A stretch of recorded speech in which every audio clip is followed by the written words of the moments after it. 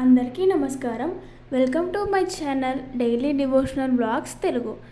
ఈరోజు నిర్జల ఏకాదశి 2026 తేదీ, వ్రతం, ఆచారాలు మరియు ప్రాముఖ్యత గురించి ఇప్పుడు ఈ వీడియోలో తెలుసుకుందాం. ముందుగా నా ఛానల్ని చూస్తున్న వారైతే సబ్స్క్రైబ్ చేసుకోండి. అలాగే పక్కనే ఉన్న బెల్ ఐకాన్ని క్లిక్ చేయండి. వెంటనే మీకు నోటిఫికేషన్స్ వచ్చేస్తాయి. ఇప్పుడు వీడియో ప్రారంభిద్దాం. హిందూ క్యాలెండర్ ప్రకారం 2026లో నిర్జల ఏకాదశి జ్యేష్ఠ మాసంలోని శుక్లపక్షంలో జూన్ 25 గురువారం నాడు వస్తుంది. అత్యంత కఠినమైనదిగా మరియు ఆధ్యాత్మికంగా పుణ్యఫలాలను ఇచ్చేదిగా పరిగణించబడే ఈ ఏకాదశి విష్ణుమూర్తి యొక్క దివ్య రూపమైన త్రివిక్రమ స్వామికి అంకితం చేయబడింది.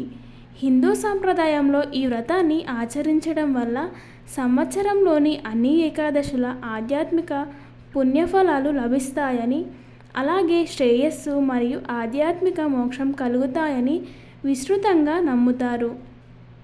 అయితే ఈ ఏకాదశి తిథి ప్రారంభం జూన్ 24 6:12 నుంచి మొదలై ఏకాదశి తిథి సమాప్తం జూన్ 25 8:09 ముగుస్తుంది.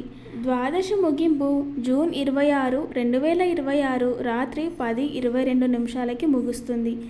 పారాయణ సమయం జూన్ 26 ఉదయం 5:47 మొదలై 8:20 ముగుస్తుంది. ఇప్పుడు నిర్జల ఏకాదశి అంటే ఏమిటి? దాని గురించి తెలుసుకుందాం. నిర్జల అనే పదానికి నీరు లేకుండా అని అర్థం. అంటే నిర్జల ఏకాదశిని 24 గంటల పాటు ఆహారం, నీరు లేకుండా పాటిస్తారు. నిర్జల ఏకాదశిని భీమసేని ఏకాదశి, పాండవ నిర్జల ఏకాదశి మరియు పాపనాశిని ఏకాదశి అని కూడా పిలుస్తారు. ఈ వ్రతాన్ని చిత్తశుద్ధితో, భక్తి శ్రద్ధలతో పూర్తి చేయడం వల్ల మిగతా ఏకాదశులన్నింటినీ కలిపినంత పుణ్యం లభిస్తుందని నమ్ముతారు. ఎందుకంటే ఇది శరీరాన్ని శుద్ధి చేసి భక్తులను విష్ణుమూర్తి పవిత్ర నివాసనమైన వైకుంఠానికి చేరువ చేస్తుంది. ఇప్పుడు నిర్జల ఏకాదశి వ్రతకథ గురించి తెలుసుకుందాం. పద్మపురాణంలో చెప్పబడిన కథ ప్రకారం ధర్మ, అర్థ, కామ, మోక్ష అనే 4 పురుషార్థాలను నెరవేర్చడానికి సహాయపడే పవిత్రమైన ఏకాదశి వ్రతాన్ని ఆచరించమని వేదవ్యాసుడు పాండవులకు ఉపదేశించాడు. జ్యేష్ఠమాసంలోని శుక్లపక్షంలో వచ్చే ఏకాదశి గురించి వివరించమని యుధిష్ఠిరుడు శ్రీకృష్ణుడిని అడగ్గా కృష్ణుడు అతడిని వేదవ్యాసుడి వద్దకు పంపాడు. అప్పుడు వేదవ్యాసుడు ఈ విధంగా వివరించాడు. యుధిష్ఠిరుడు ద్రౌపది మరియు తన సోదరుల వలె కాకుండా భీమసేనుడు తన ఆకలిని అదుపులో ఉంచుకోవడానికి పడిన కష్టాన్ని వ్యక్తపరచడానికి తాను సంవత్సరానికి 1 ఉపవాసం మాత్రమే చేయగలనని వివరించి స్వర్గపు పుణ్యఫలాలను ఇచ్చి సకల ప్రాణులకు మేలు చేసే ఉపవాసం కోసం ఆ ఋషిని మార్గదర్శనం కోరాడు. వేదవ్యాసుడు అతని ఆందోళనను పరిష్కరించి ఇలా సమాధానమిచ్చాడు. భీమ, జ్యేష్ఠ శుక్ల పక్షంలో నిర్జల ఏకాదశిని ఆచరించు. నీటిని పూర్తిగా విడిచిపెట్టి కేవలం పుక్కిలించడానికి లేదా ఆచమనం చేయడానికి మాత్రమే ఉపయోగించు. ఏకాదశి రోజు సూర్యోదయం నుండి ద్వాదశి రోజు సూర్యోదయం వరకు ఉపవాసం ఉండు. ఈ వ్రతాన్ని భక్తి శ్రద్ధలతో పాటించడం వల్ల నీవు మిగిలిన అన్ని ఏకాదశుల పుణ్యఫలాలను పొంది గతపాపాల నుండి మోక్షాన్ని పొందుతావు. రాత్రంతా మేల్కొని విష్ణుమూర్తిని పూజించి దాన ధర్మాలు చేసేవారు వారి పూర్వపరి మరియు భవిష్యత్ తరాలతో పాటు ఆశీర్వదించబడతారు.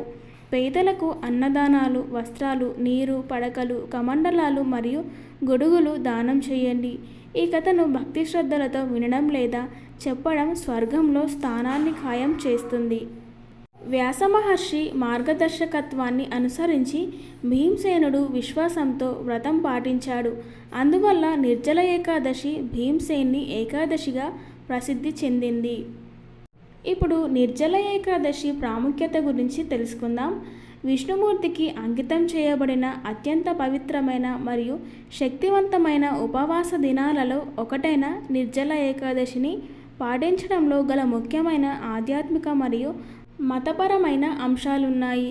నిర్జల ఏకాదశిని పాటించడం భక్తులకు ఐశ్వర్యాన్ని, దీర్ఘాయువును ప్రసాదిస్తుందని అంటారు.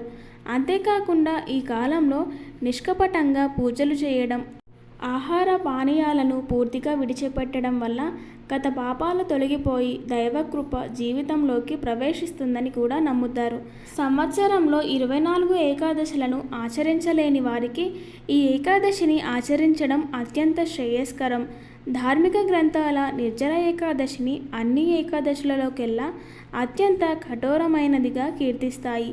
దీనిని ఆచరించడం వల్ల సంవత్సరం పొడవునా ఆచరించిన ప్రతి ఏకాదశి యొక్క సమిష్టి ఆధ్యాత్మిక పుణ్యఫలాలు లభిస్తాయని అవి ధృవీకరిస్తాయి. ఈ ఉపవాసం శరీరాన్ని, మనస్సును శుద్ధి చేయడానికి కూడా ప్రతీకగా నిలుస్తుంది. ఎందుకంటే దీనిని నీటిని కూడా కఠినంగా విడిచిపెట్టి పాటిస్తారు. వర్షాకాలానికి కొద్దిగా ముందు వచ్చే ఈ ఉపవాసం ఆత్మనిగ్రహం మరియు భక్తి ద్వారా ఆధ్యాత్మిక క్రమశిక్షణను బలపరిచి శరీరాన్ని శుద్ధి చేయడానికి సహాయపడుతుందని సాంప్రదాయకంగా నమ్ముతారు. హిందూ సంప్రదాయంలో నిర్జల ఏకాదశి చిత్తశుద్ధితో ఆచరించడం వల్ల భక్తులు మోక్షాన్ని పొందుతారని, మరణాంతరం విష్ణుమూర్తి దివ్య నివాసనమైన వైకుంఠాన్ని చేరుకుంటారని కూడా బలంగా నమ్ముతారు. ఇప్పుడు నిర్జల ఏకాదశి రోజున పాటించవలసిన ఆచారాలు, ఉపవాస నియమాలు. నిర్జల ఏకాదశిని నీరు త్రాగకుండా పాటిస్తారు. అందువల్ల ఇది అత్యంత కఠినమైన మరియు పవిత్రమైన ఏకాదశి ఉపవాసాలలో ఒకటిగా నిలుస్తుంది. ఈ ఉపవాసం ఏకాదశి తిథి సూర్యోదయం నుండి ద్వాదశి తిథి సూర్యోదయం వరకు 24 గంటల పాటు కొనసాగుతుంది. అనారోగ్యంతో ఉన్నవారు లేదా మందులు వాడుతున్న భక్తులు పాక్షిక ఉపవాసం పాటించాలని సూచించబడింది. ఎందుకంటే కఠినమైన నియమాల కంటే భక్తియే పవిత్రమైనది. సన్నాహాలు. ఏకాదశి వ్రతం దశమి నాడు అంటే 10వ చంద్ర రోజున సంధ్యావందనం చేయడంతో ప్రారంభమవుతుంది. ప్రార్థనలు పూర్తి చేసిన తర్వాత భక్తులు సూర్యాస్తమయానికి ముందు అన్నం, ధాన్యాలు తినకుండా ఒక పూట భోజనం చేయవచ్చు. ఉపవాస సమయంలో పూజ. నిర్జల ఏకాదశి నాడు శ్రీ విష్ణుమూర్తిని ప్రగాఢ భక్తి శ్రద్ధలతో పూజిస్తారు. శ్రీ విష్ణుమూర్తి విగ్రహాన్ని అందంగా అలంకరించి పూజలో భాగంగా తులసి ఆకులు, పువ్వులు, పండ్లు మరియు మిఠాయిలను సమర్పిస్తారు. రాత్రి జాగరణ. ఏకాదశి ఆచరించేవారు విష్ణు దేవాలయాలలో భజనలలో పాల్గొంటూ రాత్రంతా మేల్కొని ఉంటారు. ఈ రోజున విష్ణు సహస్రనామం మరియు ఇతర వేద మంత్రాలను పఠించడం వల్ల అత్యంత శుభప్రదంగా పరిగణించబడుతుంది. దానం చేయవలసినవి.